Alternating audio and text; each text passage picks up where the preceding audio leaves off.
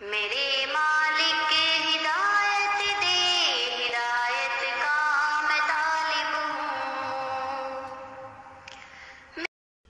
السلام علیکم ورحمۃ اللہ وبرکاتہ۔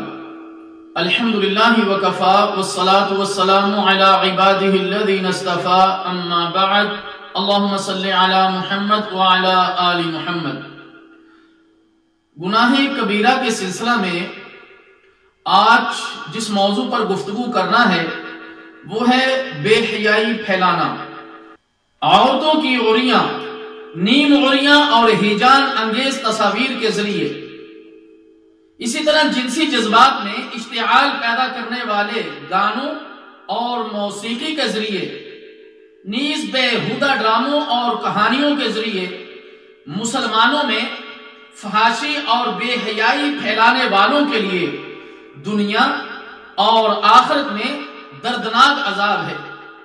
اللہ تعالیٰ جل شانہ کا فرمان ہے، اعوذ باللہ السمیع العلیم من الشیطان الرجیم، ان الذین یحبون ان تشیع الفاحشۃ فی الذین آمنوا لهم عذاب علیم فی الدنیا والآخرہ واللہ یعلم وانتم لا تعلمون۔ بے شک وہ لوگ جو اہل ایمان میں بے حیائی پھیلانا چاہتے ہیں ان کے لیے دنیا اور آخرت میں دردناک عذاب ہے۔ اللہ تعالیٰ جل شانہ جانتا ہے کہ اس معاشرے کو کتنا شدید نقصان پہنچتا ہے، لیکن تم نہیں جانتے۔ اسی طرح مسلمان معاشرے میں فحاشی اور بے حیائی پھیلانے والے شیطانی ایجنڈے پر عمل پیرا ہیں۔ اللہ تعالیٰ جل شانہ کا فرمان ہے، اعوذ باللہ من الشیطان الرجیم، بسم اللہ الرحمن الرحیم، یا ایہا الذین آمنوا لا تتبعوا خطوات الشیطان ومن يتبع خطوات الشیطان فإنہ یأمر بالفحشاء والمنکر۔ اے لوگو جو ایمان لائے ہو، شیطان کے نقش قدم پر نہ چلو۔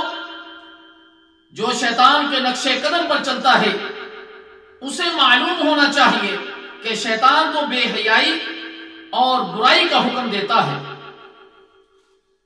جس قوم میں بے حیائی عام ہو جائے اس قوم کو اللہ تعالیٰ جل شانہ طاعون اور اس جیسی دوسری مہلک بیماریوں میں مبتلا کر دیتا ہے۔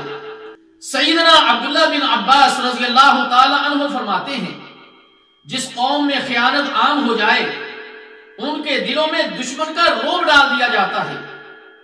جس قوم میں زنا عام ہو جائے اس میں اموات کی کثرت ہو جاتی ہے، اور جو قوم ناپ تول میں کمی کرے اس کا رزق بند کر دیا جاتا ہے، اور جو قوم حق کے بغیر فیصلے کرے ان میں خون ریزی عام ہو جاتی ہے، اور جو قوم عہد شکنی کرتی ہے اس پر دشمن کو مسلط کر دیا جاتا ہے۔